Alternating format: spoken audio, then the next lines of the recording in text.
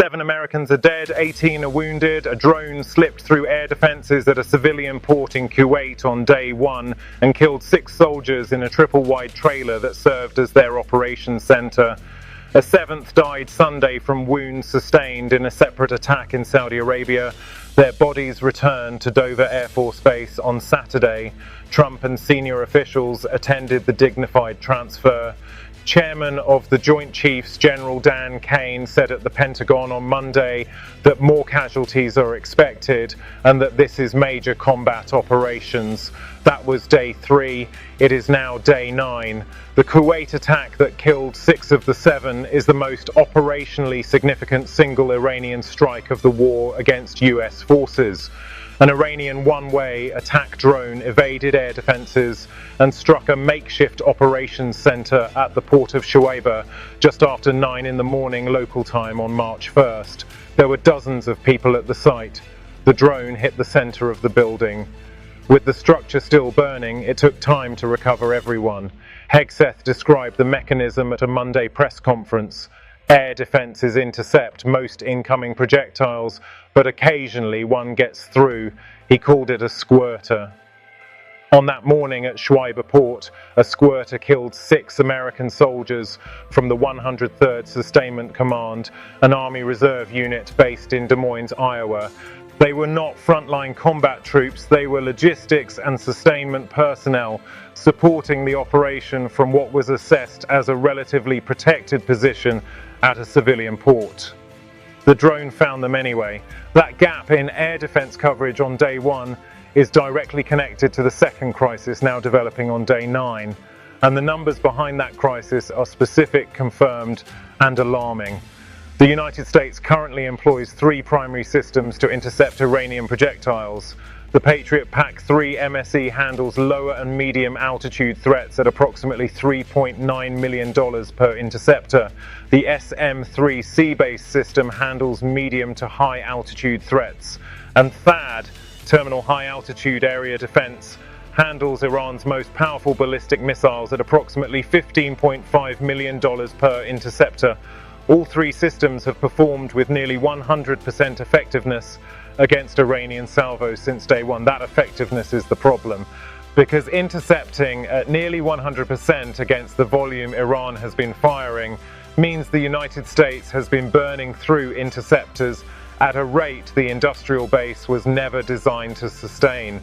In the 12-day war with Iran last June, the United States fired over 150 THAAD interceptors, representing 25% of its entire global THAAD stockpile, against a lower intensity Iranian campaign than the current one. The current war began with Iran firing approximately 90 missiles on day 1. THAAD is now deployed to at least 2 separate countries simultaneously. The CSIS Missile Defense Project estimated that if the US fired interceptors in the current war at the same rate it did in June 2025, it would consume half its entire interceptor stockpile within 4 to 5 weeks. By day 5 of Operation Epic Fury, confirmed reports from multiple Western sources established that the United States Army had already expended over 800 Patriot anti-ballistic missiles. That figure exceeds the total estimated number of Patriot interceptors fired throughout the entire 3-year Russian-Ukraine war. In 5 days, Secretary of State Marco Rubio confirmed the production math publicly on Monday. He said Iran produces, by some estimates, over 100 missiles a month. He said the United States and its allies can build 6 or 7 interceptors a month. Iran fires 100, the US builds 6. The interceptors are the defense. The production gap is not a future problem, it is a present one.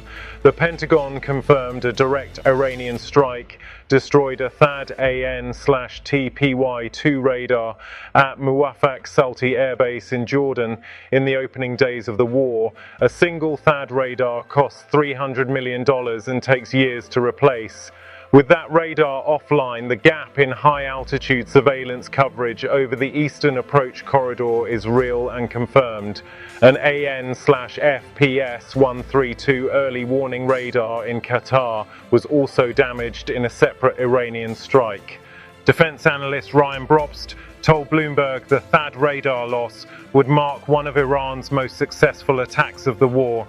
The damage to two separate radar systems in the first week of conflict is not random. Analysts confirm Iran is executing a deliberate and systematic campaign to dismantle the sensors that form the eyes of the Gulf's air defense umbrella, radar by radar, before the interceptors run out. CNN reported on day 4 that at least one US Gulf ally had already told Washington it was running low on interceptors and had formally requested resupply. The source said it is not panic yet, but the sooner they get here the better. Qatar confirmed it was in contact with CENTCOM about potential future needs. The UAE publicly denied it was running short. A denial analysts noted was itself a signal that the question was being asked. South Korea and the United States are in confirmed discussions about relocating Patriot systems from the Korean Peninsula to the Middle East, a redeployment that would strip America's most critical ally in the Pacific of a portion of its own missile defense architecture, at a moment when North Korea's missile program has never been more active. Defense Secretary Hegseth pushed back at his March 4th press conference. He said stockpiles of offensive and defensive missiles, including Patriots, were extremely strong. He said Iran cannot outlast the United States. He said the only limits are President Trump's desire to achieve specific effects on behalf of the American people. Trump wrote on Truth Social that wars can be fought forever and very successfully using just these supplies. Kelly Grieco, senior fellow at the Stimson Center and former assistant professor at the Air Command and Staff College, said in response that the Department of Defense is really good, but magic is still not one of its capabilities. She said replacing depleted interceptors would take years. Defense analyst Mark Gunzinger said he would be more concerned with some inventories of Patriot missiles, THAADs and others. The Wall Street Journal reported the question of how to maintain adequate interceptor stocks has moved beyond a rising concern at the Pentagon and is turning into what one analyst called a full-blown crisis. Trump held a meeting at the White House on Friday with executives from Lockheed Martin, RTX and L3 Harris to accelerate production. He announced afterward that the largest US defense manufacturing companies had agreed to quadruple production of what he called exquisite class weaponry. The PAC-3 production contract will increase output from 500 to 2,000 per year. The THAAD interceptor production deal with Lockheed Martin will increase from 96 to 400 per year. Both ramp-ups are confirmed. Both are measured in years. The PAC-3 agreement spans 7 years. The war is 9 days old. The strategic race confirmed by Grieco and the Stimson Center is this. The US and Israel are in a race to destroy Iran's missile launchers and production facilities before the US and its allies' own interceptor stockpiles are depleted. Iran's missile launch rate has fallen from 90 on day 1 to approximately 20 on day 9, an 80% reduction the Pentagon attributes to the strike campaign against launchers. That degradation is real. But Iran still has an estimated 2,500 projectiles as of March 1st, and the IRGC deputy commander threatened $200 oil on Sunday. The race is not over. And the 7 Americans whose bodies returned to Dover on Saturday are the confirmed human cost of the 9 days it has been running.